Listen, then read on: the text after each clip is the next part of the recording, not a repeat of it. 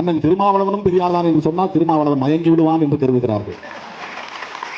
அல்லது திருமாவளவனை ஆதரிப்பவர்கள் மயங்கி போவார்கள் என்று யாரோ சொல்லி தந்திருக்கிறார்கள். திருமாவளவனோடு களமாடக்கூடிய எந்த தோழனும் அவனை எளிதாக இலகுவாக இந்த மாய்மான வித்தைகளுக்கு ஒருபோதும் மயங்கிவிட மாட்டார்கள் என்பதை நான் பதிவு செய்ய விரும்புகிறேன். நாங்கள் வெறும் வாக்கு வங்கிக்காக அரசியல் செய்யவில்லை, சில தொகுதிகளுக்காக நாங்கள் அரசியல் செய்யவில்லை, அதிகார தேடலுக்காக நாங்கள் அரசியல் செய்யவில்லை.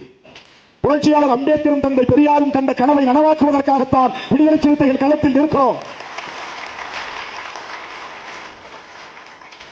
தேர்தல் நேரத்தில் கட்சியை கலைச்சிட்டு புதுசா பொறுப்பு போடக்கூடிய துணிச்சல் யாருக்காவது உண்டா? மாவட்ட செயலாளர் எல்லா கட்சியும் ஒரு ரெவன்யூ மாவட்டத்துக்கு ஒருத்தர் 2 பேர் தான். இந்தியாவுக்கு வழிகாட்டக்கூடிய வகையில் ஒரு சட்டமன்ற தொகுதிக்கு ஒரு மாவட்ட செயலாளர் 234 மாவட்ட செயலாளர்களை அறிவித்து விட்டு வந்து நான் மேடையில் இருக்கிறேன்.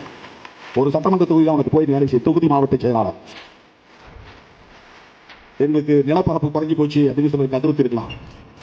என்னை விட கீழான நிலையில் என்னன்னா நீங்க மாவட்ட செயலாளர் ஆக்கிட்டீங்க என்று சில பேருக்கு வருத்தம் இருக்கலாம். ஆனால் என்னை ஏற்றுக்கொண்ட தோழர்கள் ஒருபோதும் இதற்காக வெளியேற மாட்டார்கள், விலக மாட்டார்கள்.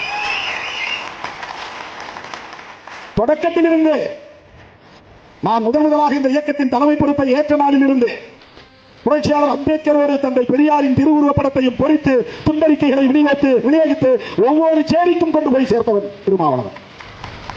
இன்றைக்கு நேரத்தில் அப்ப நான் தேர்தல் பாதையை கூடாதுன்னு சொன்ன காலம், 10 ஆண்டு காலம் தேர்தல் பாதை வேண்டாம் என்று அரசியல் செய்த நேரத்தில் பெரியாரை, புரட்சியாளர் அம்பேத்கரை இருவரும் ஆசான்களை, கொள்கை ஆசான்கள் என்று பிரகடனம் செய்தவர் திருமாவளவன். பல பேர் விமர்சனம் செய்தார், நான் அதை பொருட்டாக எடுத்துக் கொள்ளவில்லை. அதே அடிப்படையில் தான் இன்றைக்கு நாங்கள் இயங்கிக் கொண்டிருக்கிறோம்.